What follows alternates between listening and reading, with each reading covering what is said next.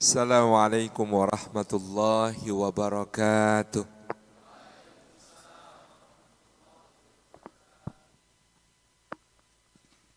Alhamdulillahi rabbil alamin wa bihi nasta'inu ala umurid dunya waddin. Wassalatu wassalamu ala asrafil anbiya'i wal mursalin sayyidina wa maulana Muhammadin wa ala alihi wa ashabihi ajma'in wa man tabi'ahum bi ihsanin ila yaumiddin. Asyhadu an la ilaha illallah al-malikul haqqul mubin wa asyhadu anna Muhammadan abduhu wa rasuluhu sadiqul wa'dil amin. Hadratal afadil, hadratal mukarramin yang kita takzimi segenap takmir Masjid Al-Furqan Purbayan yang dimuliakan oleh Allah Subhanahu wa taala.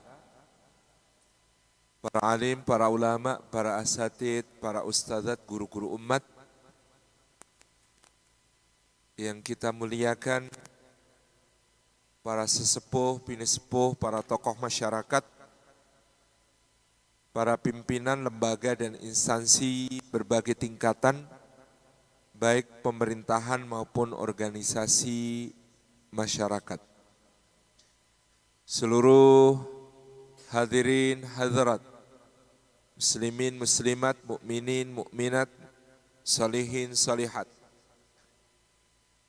Kalau guyonan Ustaz Abdul Somad juga termasuk yang belum kawin maupun belum sunat.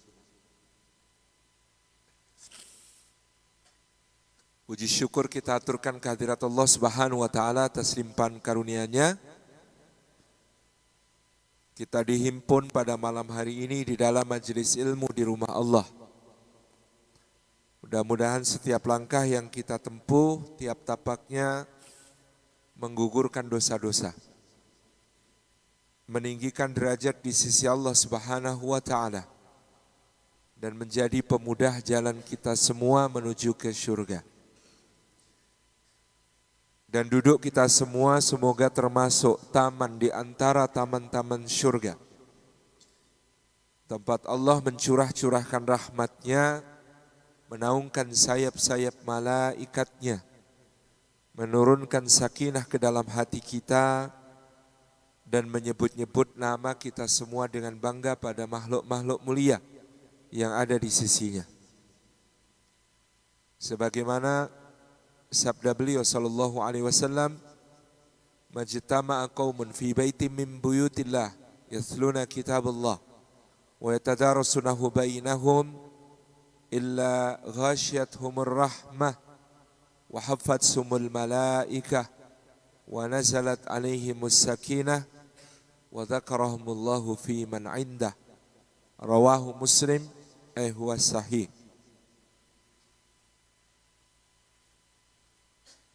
Dalam bahasa Arab, peradaban diistilahkan sebagai hadarah.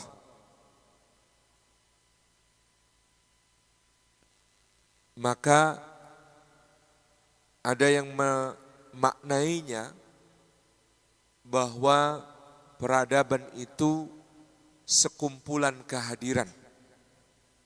Kehadiran untuk memberikan kontribusi. Adapun kita dalam bahasa Melayu biasanya lebih filosofis, membentuk kata. Seperti tadi pagi di Ishkarima saya menyampaikan, ketika orang Arab menyebut tarikh, orang Indonesia meminjam kata bahasa Arab syajarah untuk menjadi sejarah. Karena bagi orang Melayu, orang Nusantara, orang Indonesia, sejarah adalah sebuah pohon di mana kita hendak menancapkan akar yang kokoh di masa lalu supaya bisa tegak di masa kini dan mempersiapkan bunga yang harum serta buah yang manis, lembut dan bermanfaat bagi generasi penerus. Itulah kenapa kita menyebutnya syajarah, sejarah. Maka sama, dalam bahasa Arab disebut hadarah. Maka dalam bahasa Indonesia disebut peradaban. Dari kata adab. Adab itu kalau dikembalikan ke dalam bahasa Arab, maka maknanya menjadi luas. Dari susunan tata kata yang lalu disebut sebagai susastra. Karena keindahannya sampai kemudian serangkaian aturan yang dalam istilah modern meliputi etika sampai etiket. Itu adab.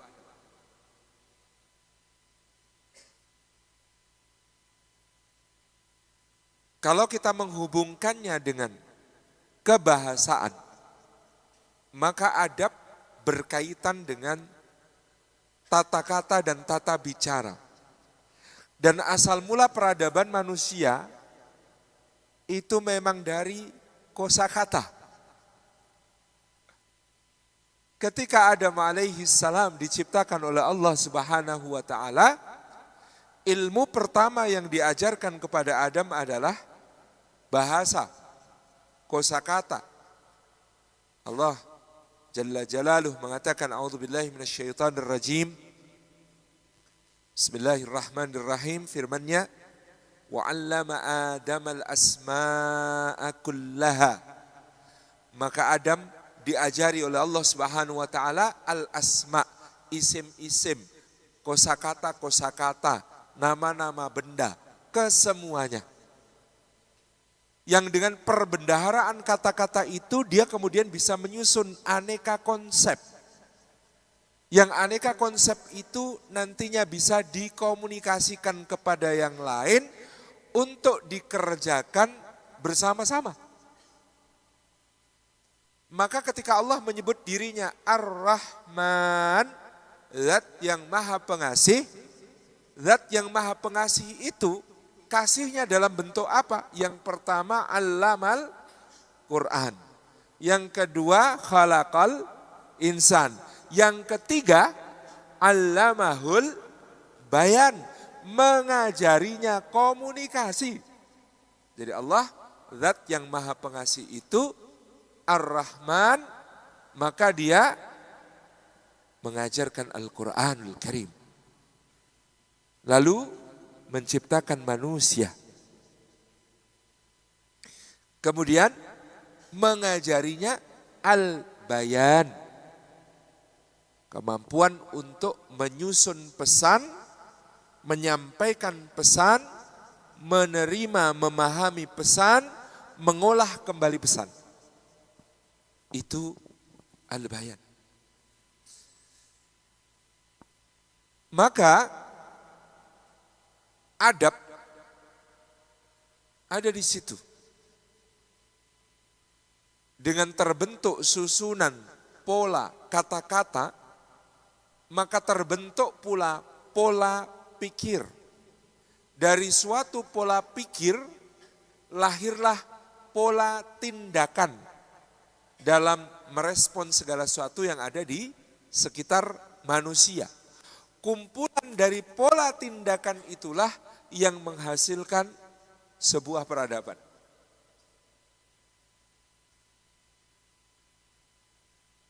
Semua dimulai dari kata-kata.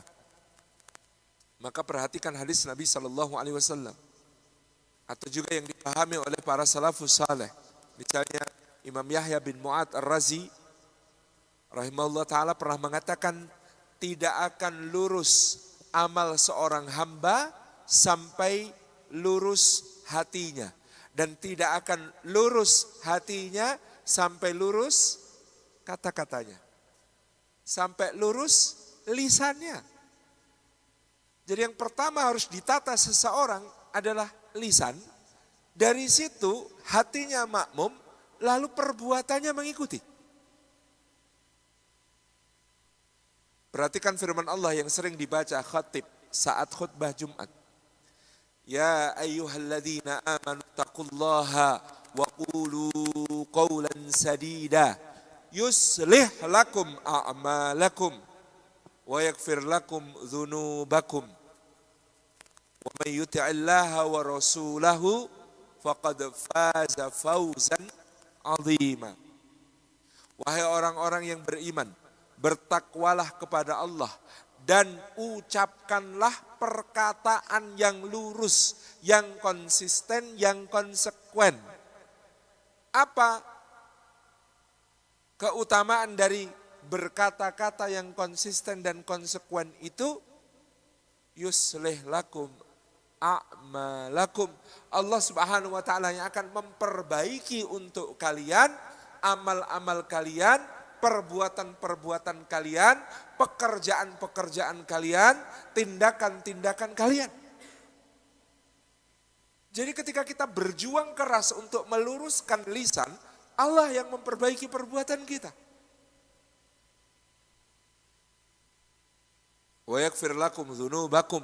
Bahkan faidah dari berkata jujur, berkata lurus, konsisten dan konsekuen itu diampuni dosa-dosa.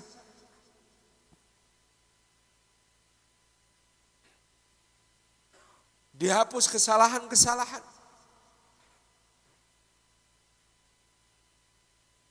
Wa may yuti'illaha wa rasulahu faqad faza fawzan 'azima. Dari situlah ketaatan terbentuk. Maka barang siapa taat kepada Allah dan Rasulnya, dari ucapan yang lurus, konsekuen, konsisten itu, lalu amal-amalnya diperbaiki, dia sudah sukses. Faqad faza fawzan 'azima. Maka dia telah berhasil, beruntung. Kata beruntung ini tidak disukai oleh sebagian pengkaji tafsir. Karena kata beruntung dalam bahasa Indonesia itu sering dimaknai sebagai laki. Luck itu kayak dapat lotre gitu. Kayak dapat undian. Tapi kalau kita menerjemahkannya faqad faza fawzan 'azima itu sebagai maka dia telah mencapai kesuksesan yang besar. Kan di situ kita melihat mencapai kesuksesan itu ada ikhtiar, ada doa, ada tawakal, ada berbagai perjuangan, pengorbanan. Maka ini membuktikan kekuatan kata-kata. Menerjemahkannya hanya sebagai beruntung, orang membayangkannya, oh beruntung. Ya memang beruntung, bejo. Wong pinter kuwi kalah karo wong bejo. Jadi ini penting, menerjemahkan yang tepat itu penting di sini. Faqad faza fawzan 'azima. Dan itu semula dimulai dari kata wa qulu qawlan sadida. Maka menata kata-kata itu penting.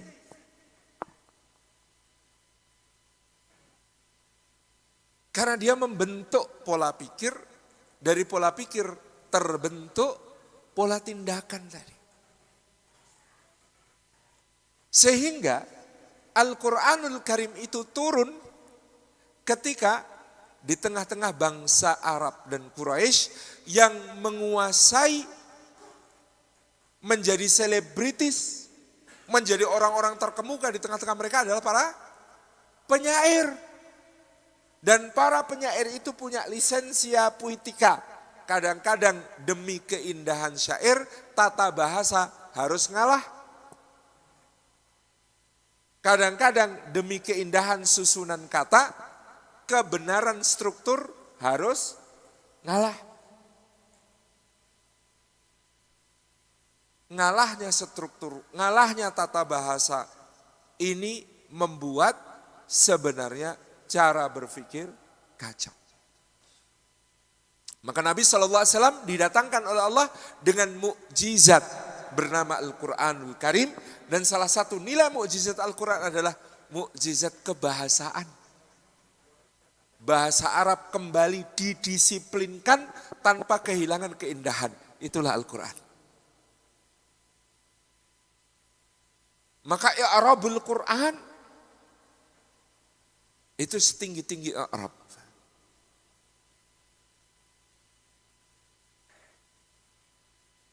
Maka manteknya sekokoh-kokoh mantek. Logikanya sekokoh-kokoh logika. Lihat logika-logika yang diajarkan Quran. Sederhana tapi makjleb. Ada orang yang mengatakan, kalau kami sudah mati, kami tinggal jadi tulang belulang saja. Mana mungkin kami akan utuh kembali. Apa kata Quran? Kamu dulu enggak ada, sekarang jadi ada. Maka lebih mudah bagi Allah kalau masih ada sisa, lalu dijadikan ada. Clear. Logika-logika Quran itu membuat orang-orang kafir Quraisy terbelalak. Gak bisa mereka mau akal-akalin. Melawan mantiknya Quran, gak bisa. Belum lagi balaghahnya. Maka kata Gus Bahak dulu orang Jawa, para wali mengatakan pusaka paling hebat kalau kamu mau pakai itu ya mirah delima. Dikiranya itu ake, padahal mirah delima itu dal yang 5. Qul huwallahu ahad, Allahus samad, lam yalid walam yulad walam yakul lahu kufuwan ahad. Dalnya 5, surat Al-Ikhlas. Tauhidnya kokoh.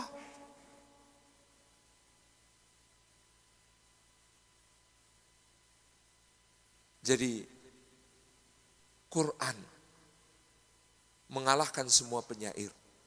Sebagaimana Musa mengalahkan semua tukang sihir. Sebagaimana Isa mengalahkan semua tabib dan dukun pada zamannya. Salah seorang guru saya mengatakan, kamu kalau berdakwah di satu jalan, ya harus totalitas sampai semua yang dianggap selebritis di zamannya kalah.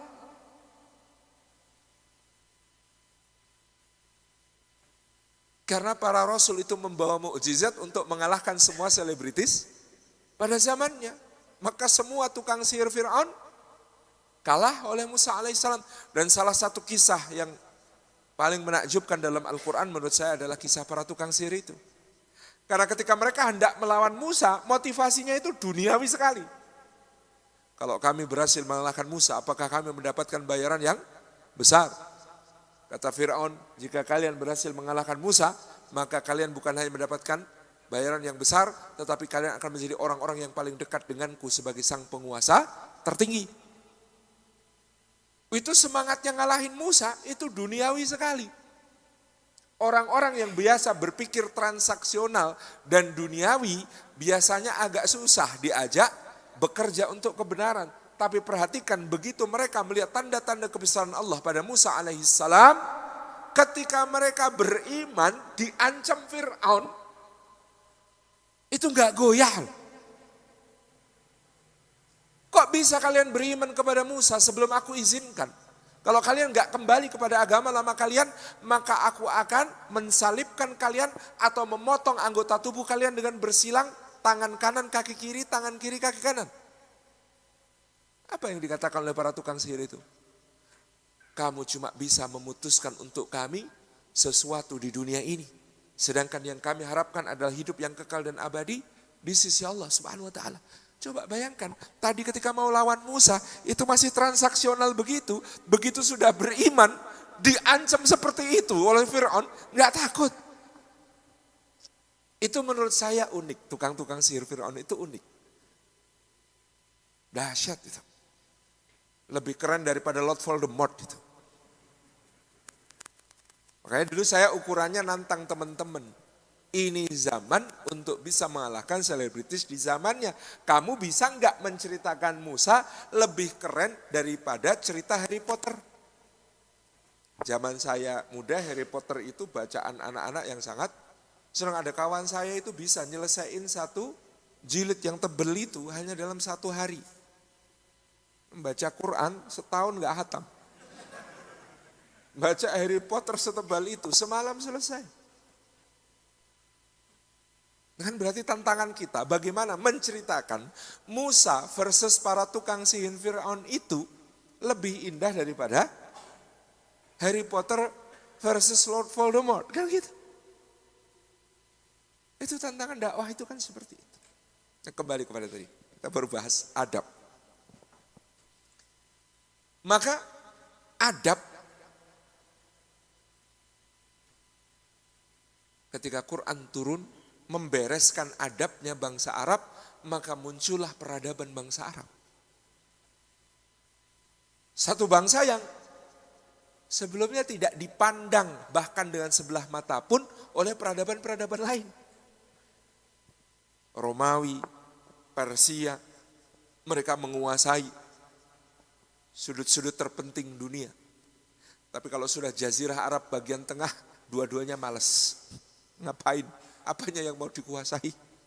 Cuma gembala-gembala, nggak beralas kaki, telanjang, hidupnya pindah-pindah, minumnya susu kambing. Nggak menarik sama sekali Jazirah Arab itu bagi Romawi maupun Persia selama berabad-abad. Lalu mereka kaget dalam jangka waktu tidak sampai 30 tahun bangsa Arab bangkit. Dan pasukan bangsa Arab itu, yakni kaum muslimin, berbaris menaklukkan ibu kota Persia. Mendesak Romawi sampai ke tempat di mana mereka berkuasa tinggal kecil sekali. Seluruh negeri Syam takluk. Mesir takluk. Afrika takluk. Dulu yang disebut Afrika itu Tunisia. Kemudian sampai ke timur, ke lembah sungai, Indus dan Gangga, sampai ke perbatasan dengan dinasti Tang di Tiongkok. Itu shocking.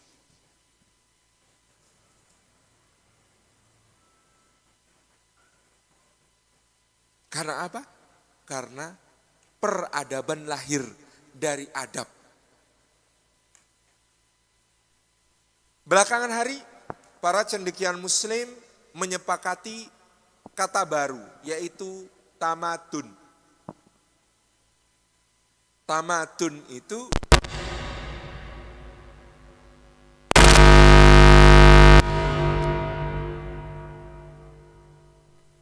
kata tamadun yang menunjukkan proses untuk menjadi seperti negara model, yakni Madinah di masa Rasulullah SAW. Dari situ lahir kata Madani. Maka ada dulu almarhum Profesor Dr. Nur Khalis Majid, Cak Nur mempopulerkan istilah masyarakat Madani. Masyarakat yang mencerminkan nilai-nilai Madinah di bawah kepemimpinan Rasulullah SAW sebagai istilah Islam dan Indonesia untuk civil society, masyarakat berkeadaban. Nah ini baru lagi nih istilahnya, dari peradaban menjadi berkeadaban. Karena berkeadaban menitik beratkan pada value, nilai, bukan pada sesuatu yang bersifat fisik. Karena teman-teman kalau sudah menyebut kata peradaban biasanya yang terbayang fisiknya. Peradaban Mesir yang tergambar piramid. Iya enggak? Peradaban Yunani yang terbayang bangunan-bangunan di Akropolis. Patung-patung yang indah itu. Peradaban India yang terbayang peninggalan di Mohenjo-daro, di Harappa, di kuil-kuil yang ada di Karnak dan lain sebagainya.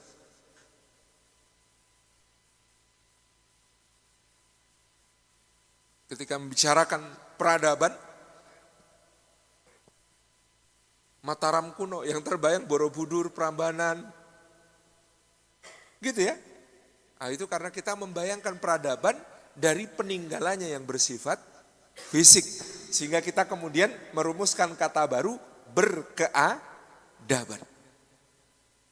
Berkeadaban lebih merujuk kepada value, kepada nilai-nilainya. Maka apakah yang kemudian dihadirkan oleh Islam? Ini juga masih sering teman-teman memandang peradaban Islam dari apa yang ditinggalkan secara fisik. Padahal boleh jadi itu juga bukan milik Islam semata. Contoh, teman-teman di ekonomi Islam giat misalnya dengan pokoknya kembali kepada dinar dan dirham. Karena mengidentikan peradaban Islam dulu menggunakan dinar dan dirham. Itu tidak salah, tapi dinar dan dirham sudah digunakan sebelum Rasulullah SAW kemudian memimpin masyarakat Madinah. Dinar itu mata uang Romawi, drachma atau dirham itu mata uang Persia. Dinar Romawi beratnya 4,25 gram emas 22 karat, dirham Persia berupa perak 900, ya, artinya 90%, 925 itu ya. 92,5% perak yang beratnya 3,5 gram. Jadi kalau kita kampanyenya adalah kembali kepada dinar dan dirham, itu kita kembali kepada Romawi dan Persia. Saya tidak ingin mengendorkan semangat teman-teman yang berjuang untuk kembali dinar dan dirham. Tetapi bukan itu yang diberikan oleh Islam kepada ekonomi. Yang diberikan Islam kepada ekonomi yang sudah menggunakan dinar dan dirham pada masa itu adalah anti riba. Yang diberikan Islam kepada dinar dan dirham yang sudah ada pada saat itu adalah anti gharar. Yang diberikan Islam kepada dinar dan dirham pada saat itu yang sudah ada adalah semangat ta'awun. Yang diberikan Islam kepada dinar dan dirham pada saat itu adalah kejelasan transaksi, administrasi yang rapi, tercatat dengan baik, ada hitam di atas putih, saksi-saksi yang adil. Sehingga ayat terpanjang dalam Al-Quranul Karim, surah Al-Baqarah ayat ke-282 adalah tentang transaksi tidak tunai yang wajib dicatat dan wajib dihadiri saksi. Itu yang diberikan oleh Islam. Keadabannya itu di situ, bukan material emas dan peraknya. Bahwa material emas dan perak terbukti sepanjang zaman sebagai nilai yang stabil, iya. Harga seekor kambing di masa Nabi SAW itu 1 dinar. Sekarang ya tidak jauh-jauh 1 dinar juga. Ada yang mengatakan kita akan menggunakan emas sebagai alat investasi. Keliru. Emas bukan alat investasi. Emas itu alat penjaga nilai. Nilainya stabil. Emasnya naik, bukan emasnya yang naik, rupiahnya yang turun. Jadi kadang-kadang ini konsepnya kebalik-balik gitu. Itu bukan emasnya yang naik, itu rupiahnya yang turun. Jadi karena kita sering membayangkan peradaban sebagai hal-hal yang sifatnya fisik seperti ini. Ketika akan membangun peradaban kita keliru langkah. Kita salah strategi. Dan karena sudah salah strategi, berantakan sejak awal. Karena kita mengira membangun peradaban adalah membangun hal-hal yang sifatnya fisik. Bangun masjid yang indah, megah, hiasannya ting celeng kunti. Ya enggak apa-apa, enggak salah bangun masjid gitu ya. Dikira saya ngeritik ada masjid baru. Enggak. Seneng juga saya ada masjid baru itu seneng-seneng saja. Enggak ada masalah. Cuman membangun jamaah itulah yang dilakukan Rasulullah SAW. Bukan membangun masjidnya. Ketika Rasulullah SAW sholat di Masjid Nabawi jangan dibayangkan Masjid Nabawi seperti sekarang. Itu atapnya pelepah kurma, tiangnya batang-batang kurma, lantainya dari pasir yang diayak halus, ya. Sehingga ketika beliau sujud dan para sahabat sujud, selesai salam itu banyak pasir di wajahnya. Ada orang protes, orang Indonesia kenapa habis salam ngelap tangan gitu. Itu dalilnya apa? Ada dalilnya, antum kalau baca sirah ketemu dalilnya. Karena para sahabat habis sholat, itu dulu wajahnya banyak pasirnya, maka pasti digenikan. Orang Indonesia niru sampai sekarang padahal sudah tidak ada pasirnya. Tapi kalau diniati ittiba kepada para sahabat, insya Allah ada pahalanya, tanda cinta kepada para sahabat. Mudah-mudahan di surga dibersamakan dengan para sahabat. Kan begitu. Mohon maaf ini kajian kalau sama saya kadang-kadang mind blowing. Jadi karena tadi kita salah mengira peradaban itu sifatnya fisik, kita membangun peradaban juga bingung. Nah yang dibangun oleh Nabi SAW itu value. Yang diturunkan Allah dalam Al-Quran itu value. Yang kita baca dalam hadis-hadis Nabi SAW itu value, nilai. Nilai itulah yang mendasari sebuah peradaban. Dengan nilai-nilai yang dikembangkan itulah lahir produk-produk fisik. Tapi produk fisik kadang-kadang justru menggambarkan peradabannya sedang turun drastis. Untuk menutupi yang rapuh, yang bobrok di dalam hati, manusia sering semangat membangun yang fisik. Malik bin Nabi, seorang cendekiawan muslim dari Aljazair pernah mengatakan, peradaban itu maju ketika ilmu melayani iman.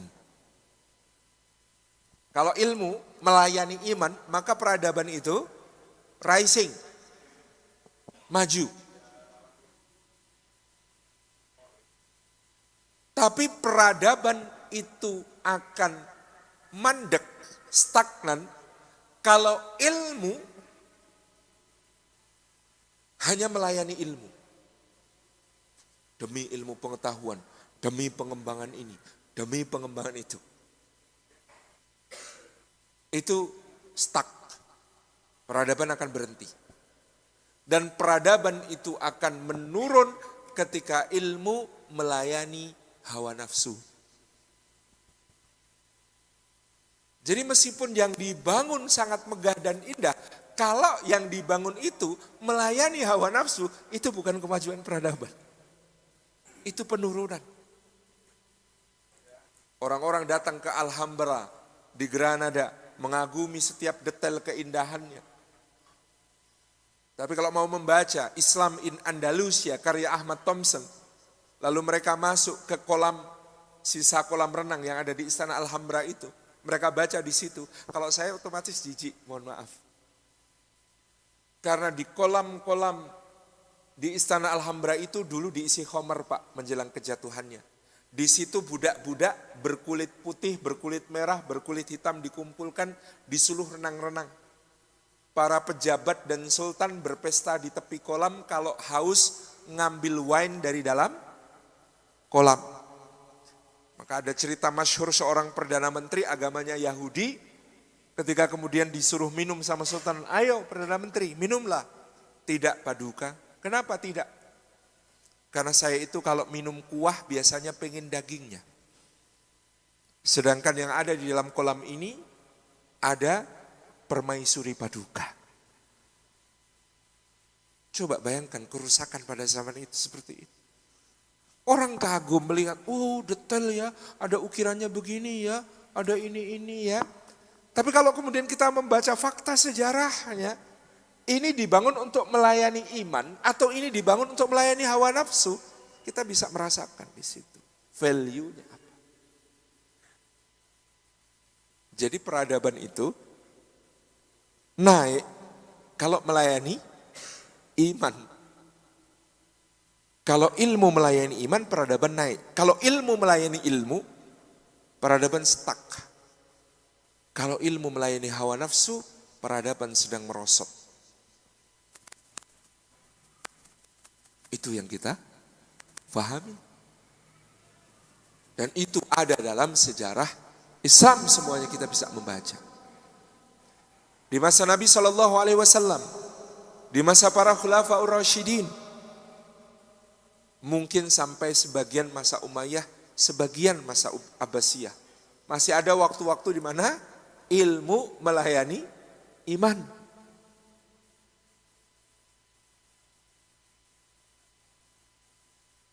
Maka yang namanya taharah, bersuci, sebagai bagian dari sahnya beribadah,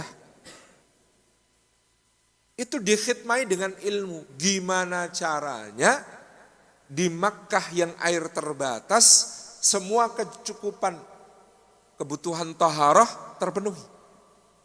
Harun ar-Rasyid misalnya membangun untuk mensupport Zam-Zam. Waktu itu yang haji sudah semakin banyak, semua ingin minum air Zam-Zam.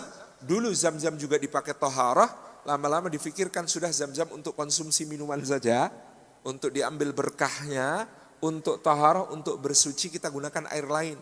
Maka Harun ar-Rasyid membangun mata air yang disebut sebagai mata air Zubaidah untuk kebutuhan mandi, cuci, istinja. Ini lagi-lagi bahasa Melayu itu keren. Anda disebut buang air kecil, buang air besar, itu bukan mengacu kepada air yang dibuang dari dalam tubuh, tetapi air yang dibuang dari dalam bak. Anda buang air kecil karena yang diistinja kecil. Anda buang air besar karena yang diistinja besar. Itu bahasa Melayu, Islami sekali. Insya Allah. Jadi ada orang, kok kita disebut buang air besar Ustaz? Padahal yang dibuang bukan air gitu. Anda salah konsep. Anda salah konsep. Ini bahasa Melayu. Bahasa Melayu itu orientasinya ibadah. Maka istinja itu yang dimaksud. Bukan apa yang dikeluarkan dari badan. Jadi buang air kecil itu karena kita buang air yang sedikit untuk mensucikan, mengistinja bekas kencing. Kita disebut buang air besar karena kemudian kita membuang air yang banyak untuk membersihkan bekas berak. Keren loh bahasa Melayu itu. Tabarak Rahman. Itu. Jadi intinya peradaban itu value, nilai. Maka kalau mau mengajar peradaban kembali kepada basic value, apa yang diajarkan oleh Islam. Saya biasanya memilih untuk menjelaskannya lewat pendapat Imam Al-Ghazali, rumusan Imam Al-Ghazali yang disempurnakan oleh Imam Asy-Syatibi, yang kemudian disebut sebagai Maqasidus Syariah Ad-Daruriyah. Di mana keunggulan peradaban Islam yang hadir pada saat itu, value-nya. Satu, secara daruri, secara primer, dia hifdzuddin, menjaga agama, menjaga keyakinan, menjaga keimanan. Karena keimanan adalah sesuatu yang paling berharga dalam diri seorang manusia. Baru kemudian disusul hifdzun nafas, menjaga jiwa, nyawa, kehidupan manusia. Oleh karena itu dalam Al-Quran disebutkan siapa yang membunuh satu jiwa, seperti ditetapkan dalam Taurat, dia seperti membunuh seluruh manusia. Dan siapa yang menyelamatkan satu jiwa, wa man ahyaha faka'annama ahyan nasa jami'a, maka seakan-akan dia seperti menghidupkan dan menjaga kehidupan seluruh manusia. Nyawa manusia itu mahal sekali. Dihargai dengan begitu rupa. Dimuliakan dengan begitu tinggi. Kemudian yang ketiga, secara doruri, secara primer syariat itu turun untuk hifdzun nasal, menjaga kelangsungan jenis manusia, menjaga keturunan manusia. Supaya manusia yang lahir di tiap generasi makin bagus kualitasnya, makin banyak jumlahnya. Yang keempat, hifdzul aql, menjaga potensi besar yang dimiliki oleh manusia untuk berpikir, mencerna, memahami sesuatu, melahirkan karya, yaitu akal, hifdzul aql. Dan yang kelima, hifdzul mal, menjaga harta, menjaga hak milik, menghormati kepemilikan individu atas properti-properti. Itulah nilai peradaban kita.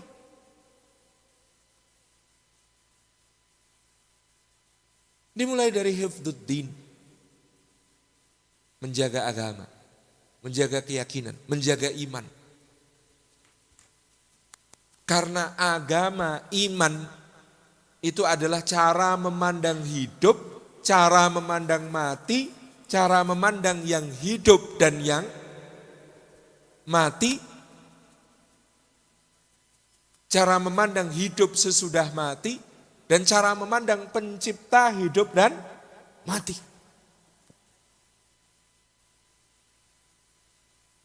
Maka Rasulullah SAW tiba di Madinah, salah satu klausul kesepakatan yang beliau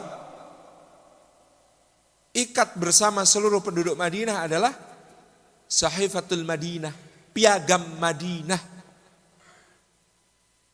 Dalam piagam Madinah itu ditetapkan bagi siapapun penduduk Madinah, dihormati segala agama dan kepercayaannya.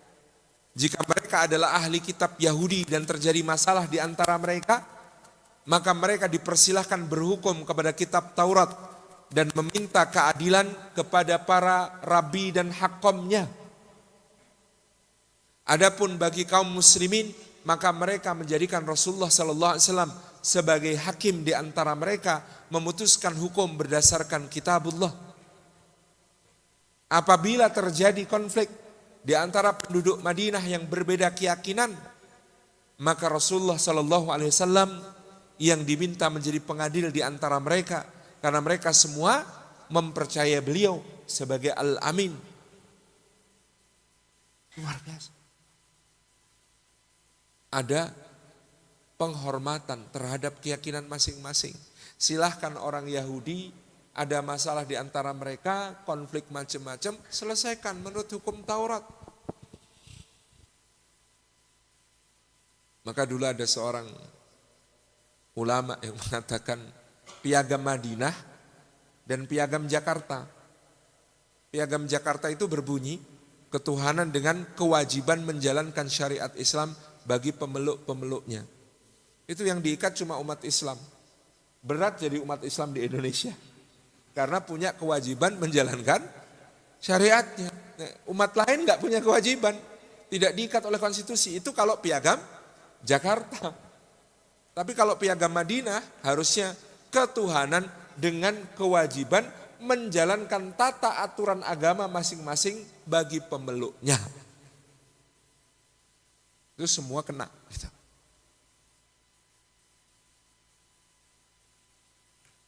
Jadi Masya Allah.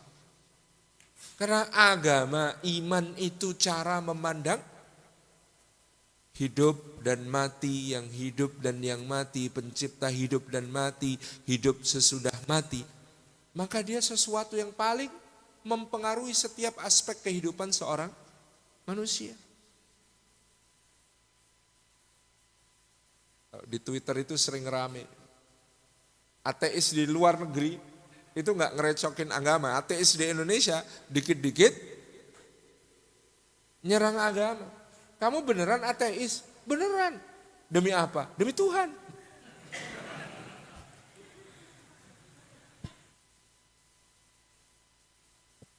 Jadi ini hifdzuddin. Maka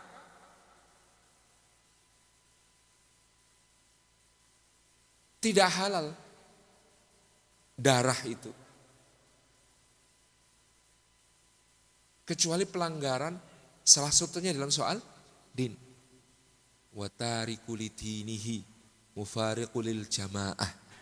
orang yang meninggalkan agama dan kemudian menyebabkan berpecah belahnya persatuan, itu hukumannya mati.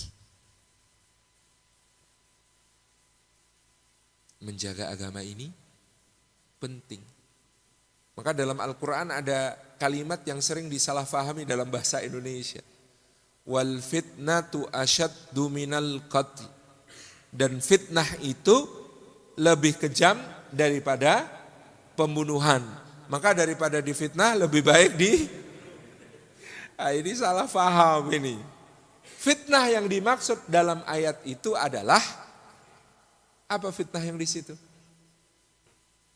Memaksa seorang beriman dengan siksaan, ancaman ataupun iming-iming untuk meninggalkan keimanannya kepada Allah.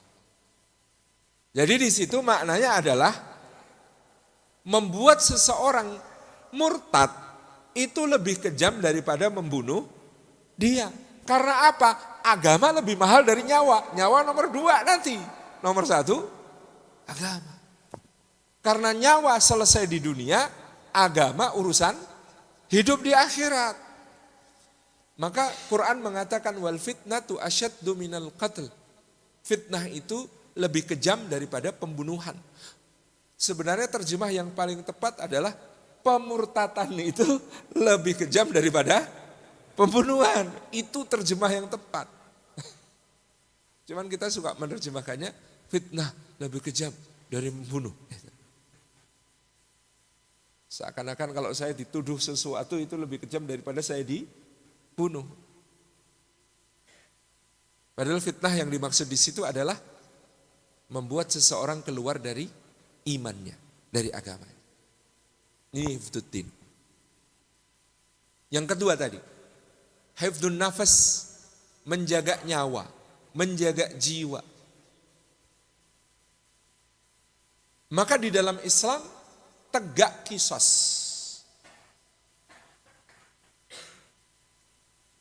Orang membunuh itu hukumannya ganti nyawa. Lalu ada yang memandang dari sisi negatif. Wah, kalau hidung ganti hidung, telinga ganti telinga, tangan ganti tangan, nyawa ganti nyawa, penduduk bumi cepat habis katanya. Sebenarnya kalau yang punya diksi hidung diganti hidung, telinga ganti telinga itu perjanjian lama. Taurat. Quran mengenalkan kata qisas. Dan hampir semua hukum Quran itu lebih bersifat preventif. Kenapa? Soal nyawa kita diancam dengan qisas. Ya agar tidak terjadi pembunuhan. Agar orang berpikir beribu kali sebelum melakukan kejahatan demikian. Makanya dulu ada kisah menarik. Sayyidina Abdullah bin Abbas radhiyallahu anhu itu di masjid Taif itu sedang memberi kajian. Beliau kajiannya temanya keutamaan taubat. Lalu beliau menyampaikan berulang kali ditekankan seperti apapun dosa kalian bertaubatlah kepada Allah karena Allah Maha penerima taubat. Semua dosa itu diampuni oleh Allah Subhanahu wa taala selama kalian masih punya kesempatan untuk bertaubat. Maka bertaubatlah karena kalaupun dosa kalian seperti lautan, ampunan Allah lebih luas daripada langit tinggi. Lalu ada seorang pemuda bertanya. Ketika sampai waktunya tanya jawab, ada pemuda bertanya, wahai Ibn Abbas, kalau aku membunuh orang, apakah dosaku akan diampuni? Ibnu Abbas mengatakan, tidak, demi Allah, dosamu tidak akan pernah diampuni oleh Allah. Hati-hatilah dari dosa membunuh, karena dia adalah dosa yang paling awal akan ditanyakan Allah dan akan dikisas oleh Allah. Urusan nyawa itu kelak di akhirat. Lalu pemuda itu pergi. Jamaahnya bingung. Ibnu Abbas katanya tadi semua dosa diampuni. Kok tadi ada yang bertanya kalau saya bunuh orang apakah dosa saya diampuni? Engkau jawab tidak gitu. Bu ya, kalau pengajian itu yang konsisten loh Ibnu Abbas tuh. Gitu. Sampai beliau dikritik begitu. Kalian tahu kenapa aku menjawab bahwa dia kalau bunuh orang dosanya tidak diampuni? Karena dia belum membunuh. Beda cerita kalau dia datang ke sini, Ibnu Abbas, aku baru saja membunuh orang, apakah dosaku akan diampuni? Jawabanku beda. Lah ini belum membunuh, masa tak kasih tahu dosamu pasti diampuni? Berangkat dia membunuh. Sudah aku ikut dosa, ya kalau sukses. Kalau tidak sukses, dia terbunuh duluan, dia mati di atas niat membunuh, jelek sekali matinya. Gitu ya, jadi hukum itu preventif sekali. Dalam Islam, makanya tadi nakut-nakutin. Enggak, dosamu enggak diampuni kalau membunuh. Wow, bahaya banget dosa membunuh itu. Nanti di akhirat itu dosa pertama yang akan ditagih oleh Allah pengadilannya. Semua akan dikisah oleh Allah Subhanahu wa taala. Seperti ada kisah Umar bin Abdul Aziz setelah Al-Hajjaj bin Yusuf Al-Thaqafi meninggal atau mati? Ya meninggal gitu ya. Karena bagaimanapun dia alim. Al-Hajjaj bin Yusuf Al-Thaqafi itu meninggal. Dulu waktu Al-Hajjaj bin Yusuf Al-Thaqafi masih hidup, Umar bin Abdul Aziz pernah berkomentar, kalau semua umat dan bangsa datang membawa penjahat mereka yang paling jahat dan berbangga dengan penjahat mereka itu. Lalu kita Bani Umayyah datang membawa Hajjaj bin Yusuf As-Saqafi satu orang, kita bisa mengalahkan mereka semua. Rekor-rekoran mau gimana coba? Jadi Al-Hajjaj bin Yusuf As-Saqafi itu, ya kira-kira hitungannya para ulama, pernah membunuh 120.000 orang, yang bahkan di dalamnya termasuk beberapa sahabat Nabi SAW. Abdullah bin Zubair, Abdullah bin Umar bin Khattab, dan lain sebagainya. Termasuk ulama-ulama seperti Sa'id bin Jubair dan lain sebagainya. 80.000 orang mati di penjaranya tanpa diadili. Jadi kira-kira 200.000 orang. Nah, Umar bin Abdul Aziz pernah ngomong, ini kalau penjahat-penjahat berbagai umat dan bangsa sejak awal zaman sampai akhir zaman datang membawa penjahatnya masing-masing, berbangga dengan itu, dengan rekor-rekor mereka, lalu kita datang bawa Hajjaj bin Yusuf seorang, kita bisa ngalahin mereka semua, kata Umar bin Abdul Aziz. Tapi ketika Hajjaj mati, Umar bin Abdul Aziz ini mimpi. Aku bermimpi, dalam mimpiku aku melihat Al-Hajjaj bin Yusuf As-Saqafi diadili oleh Allah. Lalu dikisos sesuai dengan jumlah nyawa yang pernah dia bunuh. Dia dibunuh dengan cara serupa yang dia gunakan untuk membunuh di dunia. Lalu Allah mengampuninya dan memasukkannya ke dalam surga. Lalu kata Umar bin Abdul Aziz, karena itu aku sangat optimis tentang umat Nabi Muhammad SAW. Insya Allah semuanya masuk surga. Hajjaj bin Yusuf saja masuk surga, masa kita nggak masuk surga? Itu saking keadaannya yang begitu. Jadi ini hifdzun nafas, jaga nyawa. Ini penting sekali. Maka di akhir zaman fikih menjaga nyawa ini seharusnya lebih diperketat. Karena apa? Karena Rasulullah SAW tidak akan bersabda la taqumus sa'ah hatta takunu kasratun harju al-harju. Para sahabat bertanya ketika Rasulullah bersabda tidak akan berdiri hari kiamat, tidak akan datang hari kiamat sampai di dunia banyak al-harju. Sahabat bertanya, wa mal harju ya Rasulullah? Al-harju itu apa? Beliau menjawab, al-qatlu, pembunuhan.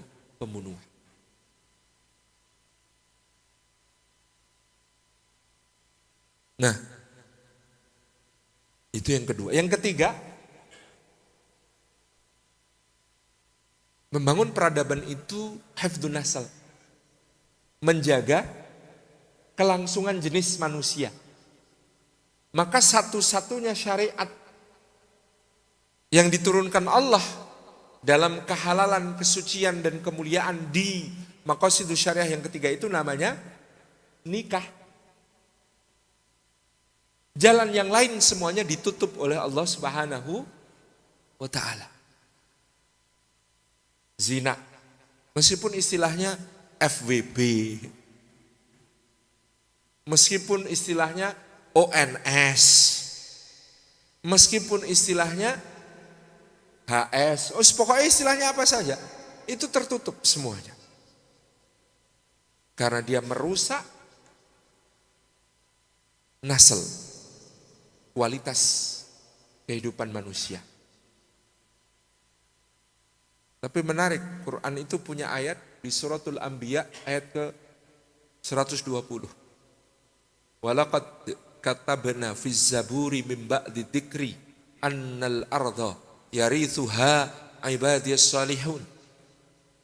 Kata Allah Subhanahu wa taala, dan telah kami tulis di dalam Zabur. Setelah kami tulis dalam Lauhil Mahfuz, di dalam Al-Qur'an ini, apa yang ditulis? Annal arda yarithuha ibadiyas salihun, bumi ini akan dipusakai hamba-hamba kami yang soleh. Dan ini janjinya Allah. Makanya yang tidak soleh itu satu, semangat untuk nikah sesama jenis. Putus garisnya.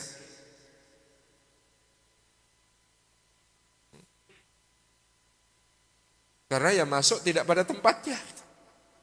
Putus, rusak, menjijikkan. Atau ya gejala-gejala di Eropa sekarang orang makin malas menikah. Kenapa? Menikah itu beban. Secara administratif kenegaraan, beban. Secara hubungan emosional, beban. Makanya kalau cuma butuh dapat kepuasan seksual, tinggal pakai akun alter di Twitter. Maksudnya ini ya, kerusakan di akhir zaman itu begini. Zaman dulu kita membayangkan yang namanya dosa zina itu ada prosesnya. Sampai dibikinkan syair sama Ibnu Qayyim gitu ya. Nadratun wa basmatun gitu ya. Saling melihat dulu, baru kemudian saling senyum. Fakalamun, lalu ngobrol-ngobrol, kan itu. Ada proses sampai terjadi yang disebut sebagai zina itu jalannya panjang dan sangat melibatkan perasaan. Jangankan begitu, dari lagu saja bisa dilihat kok zaman ini berubah value-nya. Zaman bapak saya ada lagu, bagus sekali lagunya. Dosakah hamba mimpi bercumbu dengan Tuhan. Dulu mimpi saja takut dosa. Coba bayangkan. Berubah. Jadi kalau di Eropa, nikah itu beban. Kalau cuma mau kepuasan seksual, banyak jalan bisa dilakukan. Misalnya, yang menikah malas punya anak. Karena anak itu tambahan beban. Sudah kecilnya ngeselin, nyusahin, berat. Gede nanti dibesarkan baik-baik, ngirim orang tuanya ke panti jompo. Makanya ada istilah childless marriage, pernikahan yang memang sejak awal direncanakan tidak punya anak. Dan lain sebagainya. Itu, orang-orang rusak itu tidak semangat nikah, tidak semangat bikin anak, yang semangat nikah-nikahnya sejenis itu. Maka dulu ada analisis Eropa itu akan menjadi benua Islam hanya soal waktu. Kira-kira tahun 2050 penduduk Jerman itu mayoritas tidak seperti Angela Merkel, tapi sudah seperti Mesut Ozil. Karena angka kelahiran di kalangan penduduk ras asli Jerman itu 1,2, di kalangan imigran Turki dan kawan-kawan itu angka kelahirannya 8,1. Artinya setiap 10 rumah tangga Eropa itu cuma ada 12 anak. Sedangkan setiap 10 rumah tangga Turki dan para imigran itu ada 81 anak.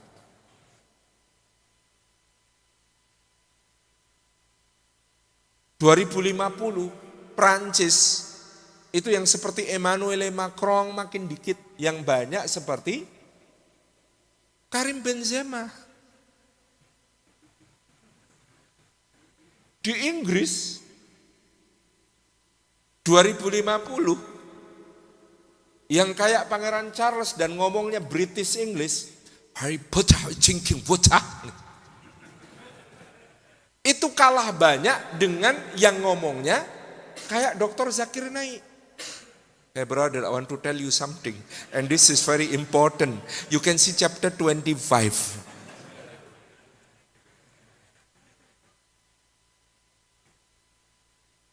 Maka kota London saja sudah disebut Londonistan. Wali kotanya Sadiq Khan. Perdana Menteri Inggris namanya Rishi Sunak, orang India. Coba bayang. Jadi berubah. Lanskap demografi Eropa akan berubah. 2050 Rusia itu negara mayoritas Muslim. Karena akan semakin banyak nanti ya. Yang seperti Habib Nurmagomedov. Islam siapa yang sekarang? Makasev. Lama-lama Acef Gorbachev. Orang Sunda ya.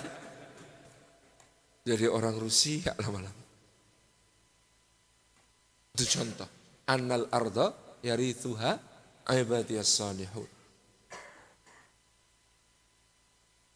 Ini hifdzun nasl. Maka ditutup pintu-pintu yang rusak. Maka digambarkan bahwa keberhasilan terbesar setan itu merusak rumah tangga. Itu hadis itu dulu saya nggak paham. Kok bisa ya? Tapi sekarang saya paham. Meskipun ibu-ibu kecewa. Karena gugatannya dicabut. KDRT. Saya paham. Jadi kan ada hadis sahih ya. Setan berkumpul di bawah kepemimpinan koordinator para setan. Lalu masing-masing setan lapor hasil kerjanya. Tuan, saya berhasil menjerumuskan si fulan sehingga si fulan minum khamr. Biasa kata bosnya. Tuan, saya berhasil menjerumuskan si fulan sehingga si fulan main judi. Biasa. Tuan, saya berhasil menjerumuskan si fulan sehingga si fulan bunuh orang. Biasa. Tuan, saya berhasil menjerumuskan si fulan sehingga si fulan berzina. Biasa. Lalu ada seorang setan lapor. Kok seorang ya? Sesetan. Lapor. Tuan, saya berhasil memisahkan si fulan dan si fulanah yang suami istri, kini mereka telah berpisah dan mereka telah bercerai. Kata koordinator para setan, ini baru prestasi, top Marco top. Saya dulu agak kesulitan memahami hadis ini, sekarang baru paham. Apa Pak? Kenapa prestasi yang sebelumnya dianggap biasa-biasa saja Pak? Karena kalau orangnya istighfar, taubatan nasuha, selesai Pak. Semuanya tadi, dosa-dosa yang disebutkan oleh setan 1, 2, 3, 4 tadi, itu orangnya bertaubat, taubatan nasuha, istighfar kepada Allah, mohon ampun, semua jerih payah setan sia-sia. Tapi kalau rumah tangga rusak, itu memperbaikinya agak sulit. Begitu sulit. Dan sudah sulit diperbaiki, dia membuka pintu-pintu kerusakan yang besar. Ini kan? Kelas suami istri konflik, itu trust isunya saja, urusan rasa saling percaya saja, itu kayak botol kaca, sekali pecah, diperbaiki juga nggak akan utuh penuh, pasti banyak retak-retaknya kelihatan. Suami istri pernah kena trust isu, misalnya gara-gara suaminya chattingan sama mantannya lagi. Udah itu memulihkan saling percayanya itu berat. Padahal cuma chattingan. Atau cuma nge-like status Pak. Itu sudah ruwet. Kita dirusak sampai ke perpisahan. itu untuk memperbaiki sangat tidak mudah. Begitu pisah, dua-duanya terancam dalam dosa. Suami punya duit, pegang duit. Ketika syahwat menggebu-gebu, pintu untuk zina terbuka lebih lebar. Istri pun begitu. Yang namanya janda, fitnahnya besar. Anak-anaknya, karena berada dalam lingkungan keluarga yang broken home, yang tidak utuh, untuk dikuasai setan, diarahkan pada dosa-dosa tertentu jauh lebih mudah. Maka kenapa setan koordinator tadi memuji prestasi memisahkan suami dari istrinya? Karena itu sudah susah diperbaiki, membuka pula pintu-pintu kerusakan yang banyak. Yang lain tadi, istighfar, mohon ampun, taubatan nasuha, mubadir semua upaya setan. Maka sering-seringlah beristighfar. Maka sering-seringlah bertaubat. Maka sering-seringlah mohon ampun kepada Allah. Karena itu bukan cuma bikin Allah cinta, tapi bikin setan gigit jari. Kan memang kita tuh semangatnya ngakalin setan. Piye caranya setan itu sedih, kecewa. Jangan sampai setannya bahagia, kita yang kecewa di akhirat. Makanya teman saya dulu lucu-lucu di pondok mau ngakali setan. Caranya bagaimana? Kumpul, makan bersama, sambelnya pedes sekali. Ketika akan makan semua bilang, awas jangan ada yang baca basmalah.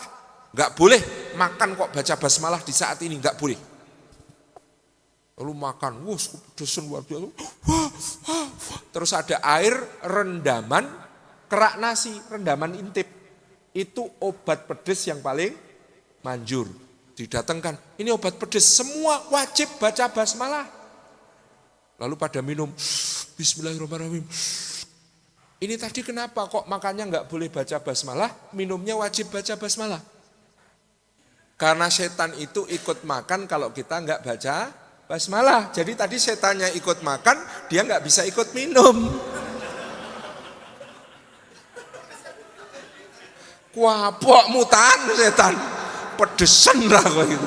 Main cereto kalau gitu kan. Nah, itu ya santri-santri agak PO gitu kan.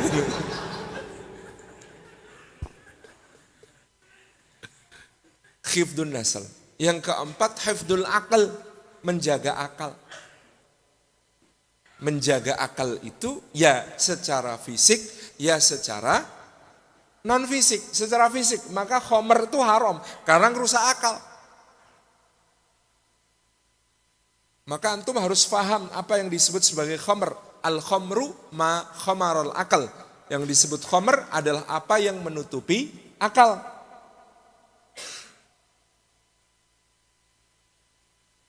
Salah satu gejala dari akal tertutupi itu disebut sebagai sukaro, mabuk. Maka sesuatu yang muskir bikin mabuk itu haram. Tetapi definisi mabuk harus diperjelas.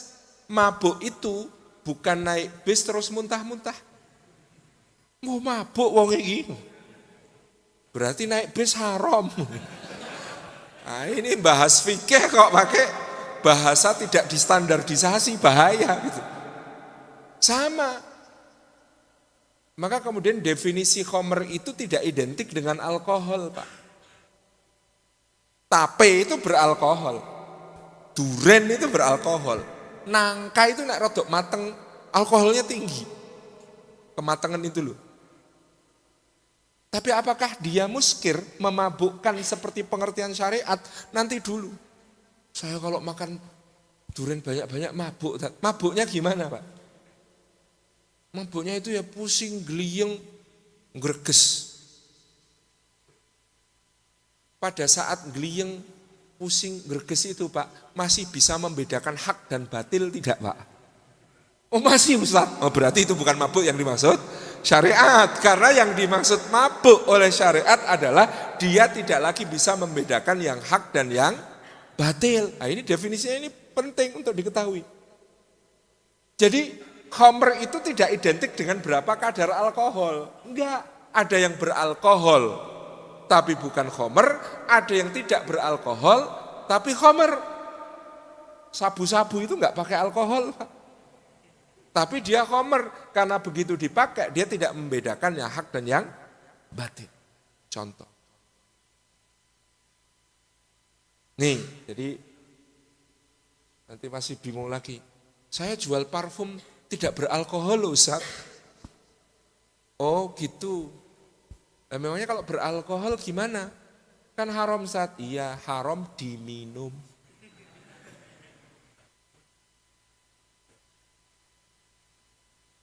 Tuh, kadang saya tanya sama penjual parfum non alkohol, Mas, kan biasanya alkohol dipakai untuk ngencerkan bibit. Sampai ini jual bibit? Enggak, sudah diencerkan juga. Lah kalau non alkohol ngencerkannya pakai apa? Pakai etanol. Mas, etanol itu etil alkohol. Kok saya jadi pengen nyubit ginjal sampean? Faham? Jadi ini definisi itu penting, makanya tadi peradaban itu dari soal kata-kata. Mabuk gliyeng dikira lalu haram. Saya kalau makan tape agak banyak itu mabuk. Mabuknya gimana? Mual-mual, muntah-muntah sama pusing. Nah kalau sudah mual-mual, muntah-muntah sama pusing itu masih bisa membedakan mana yang benar, mana yang salah enggak? Ya masih, oh berarti bukan mabuk yang dimaksud syariat. Faham Ji? Jadi ini jangan apa-apa dikit-dikit haram. Dikit-dikit haram. Karena apa? Jenengan tahu enggak bahwa mengharamkan yang halal itu sama dengan menghalalkan yang haram. Dua-duanya dosa sangat besar. Karena halal haram itu haknya pembuat syariat.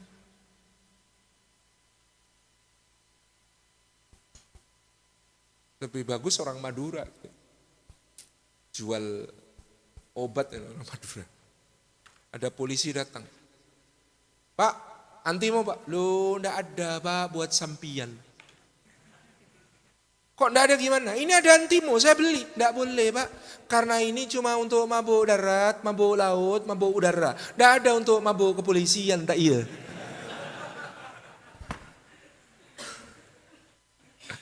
Hifdzul aql, menjaga akal. Dari fisik ada yang diharamkan karena dia merusak akal. Secara non fisik juga ada yang namanya syubhat, maka diobati dengan belajar. Syubhat itu juga berbahaya karena dia merusak akal, membuat dia bingung tadi. Kacau, rancu. Ahli-ahli syubhat zaman sekarang sih banyak, tapi belum ada yang selevel zaman Nabi SAW. Ada orang namanya Al-As bin Wa'il As-Sahmi. Al-As bin Wa'il As-Sahmi itu bapaknya Amr bin Al-As. Ketika turun ayat mengharamkan bangkai, dia tanya sama Rasulullah SAW. Ya Muhammad, kalau ada binatang mati sendiri, itu siapa yang bunuh? Rasulullah SAW tentu jawab, Allah. Lah kalau ada binatang kamu sembelih, itu yang bunuh kamu atau siapa? Saya. Lalu Al-As bin Wa'il As-Sahmi ngomong, lah iya, yang dibunuh Allah kamu haramkan, yang kamu bunuh sendiri kamu halalkan, memangnya kamu sama Allah itu mulia siapa? Coba begitu. Kan ngeri orang-orang semacam itu cara berpikirnya untuk menebarkan syubhat.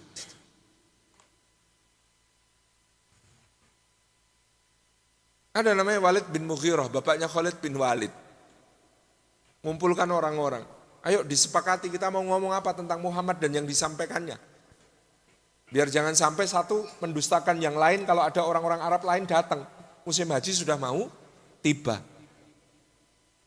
Maka kemudian ada yang usul. Kita katakan saja Muhammad itu gila. Kata Walid bin Mughirah, kamu pernah lihat orang gila?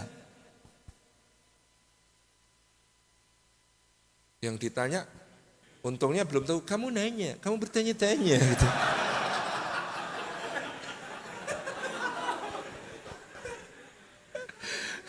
Dia jawab, udah, kamu tahu ciri-cirinya orang gila? Tahu, ada enggak ciri-ciri gila pada Muhammad? Enggak, agene. Oh, Hagini itu bahasa Jogja ya. Kalau di sini apa? Kalau di sini apa, Pak? Hah? Sama. Oh ya wis padha. Wis terah mataram. Saya sama.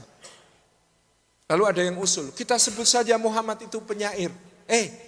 Aku ini orang paling ngerti syair. Aku ngerti rajasnya, hajasnya, majasnya, syair-syair Arab semua. Yang diucapkan Muhammad itu nggak ada yang ikut kaidah syair. Terus kita katakan apa? Oh iya, bilang aja dia dukun. Kamu pernah lihat dukun? Betul, pernah. Kamu tahu seperti apa mantranya? Iya. Kamu tahu alat-alat yang dipakai dukun? Tahu. Kamu tahu ritual-ritualnya dukun? Tahu. Ada enggak pada Muhammad semua itu? Enggak ada. Terus piye? Mau kita apakan? Kita katakan apa tentang Muhammad itu? Bukan dukun, bukan gila, bukan penyair. Maka kemudian Walid bin Mughirah mikir, dah bilang aja dia sihir. Kok bisa sihir? Karena sihir itu, waktu itu sihir yang paling terkenal adalah sihir yang bisa memisahkan suami dari istrinya. Sihir setan. Sihirnya Harut dan Marut kan itu. Bisa memisahkan suami dari istrinya. Karena kalau ada orang ikut kata-katanya Muhammad, dia nyerahin istrinya. Karena istrinya nggak mau beriman. Karena kalau ada orang ikut kata-katanya Muhammad, dia sama bapaknya rame, ribut. Udah kita bilang saja Muhammad itu sihir yang dipelajari. Syubhat, bahaya. Ini yang keempat, hifdzul akal. Maka cara berpikir itu perlu diperbaiki. Dulu Nabi SAW memperbaiki cara berpikir yang disebut sebagai post hoc ergo propter hoc. Sesudah itu maka karena itu. Ibrahim putra beliau wafat. Habis Ibrahim wafat malamnya gerhana bulan. Terus orang-orang mengatakan gerhana ini terjadi karena kematian Ibrahim putra Rasulullah SAW.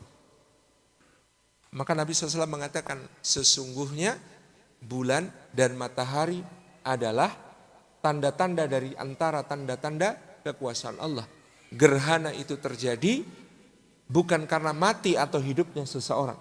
Maka hendaklah kalian memperbanyak istighfar, berdoa kepada Allah di saat gerhana. Itu termasuk kerancuan berpikir. Sesudah itu, maka karena itu. Sesudah Ustadz Salim Afilah ngisi di Masjid Al-Furqon. Besoknya, subuhannya sepi. Misalnya begitu. Berarti subuhan sepi gara-gara Ustadz Salim. Itu namanya post hoc ergo propter hoc. Sesudah itu maka karena itu. Valid enggak sesudah itu maka karena itu? Belum tentu. Ternyata karena malamnya panitia kelelahan beresin tempat sesudah pengajian. Yono hubungannya, nek ora langsung. Itu. Ini menjaga akal. Yang kelima, menjaga harta, hak milik, properti. Maka karena waktunya sudah diperingatkan habis, saya rangkum betapa beruntungnya kita. Saya mengutip Dr. Adi Warman Azwar Karim, mengutip dari Buya Muhammad Nasir yang menjadi saksi penyusunan konstitusi dan dasar negara. Berbahagialah Indonesia kita yang dasar negaranya dirumuskan oleh para ulama. Kalau yang merumuskan Bung Karno, dasar negara itu cuma satu kata dan urutannya tidak seperti yang kita kenal sekarang. Kalau yang merumuskan Pak Yamin, beda lagi. Kalau yang merumuskan tokoh-tokoh sekuler, lain pula. Tetapi yang merumuskan dasar negara kita adalah para ulama. Ada Kiai Haji Mas Mansur, Ki Bagus Hadikusumo, Kiai Haji Abdul Wahid Hashim, Abikusno Cokrosuyoso, Ahmad Subarjo, dan lain sebagainya yang alim dan fakih, sehingga dasar negara kita adalah maqasidus syariah. Hifdzuddin, menjaga agama, menjadi ketuhanan yang Maha Esa. Hifdzun nafas, menjaga nyawa, menjadi kemanusiaan yang adil dan beradab. Hifdzun nasl, menjaga kelangsungan dan keturunan, maka menjadi persatuan Indonesia. Hifdzul akal, maka menjadi hikmat kebijaksanaan yang kerakyatan yang dipimpin oleh hikmat kebijaksanaan dalam permusyawaratan perwakilan. Yang anti Arab minggir, karena ini hikmat kebijaksanaan permusyawaratan rakyat, kerakyatan, bahasa Arab semua itu. Yang kelima, hifdzul mal, menjadi keadilan sosial bagi seluruh rakyat Indonesia. Aku ngisi pengajian ngini, ya saya ono sik Tegel, itu anti Pancasila, itu anti NKRI. Ya Allah, gitu ya. Jadi kita membangun peradaban, value-nya sudah ada pada kita, tinggal kita bangun untuk menjadi sesuatu yang agung di tengah-tengah umat. Jazakumullah khairan. Saya kembalikan kepada pembicara. Assalamualaikum warahmatullahi wabarakatuh.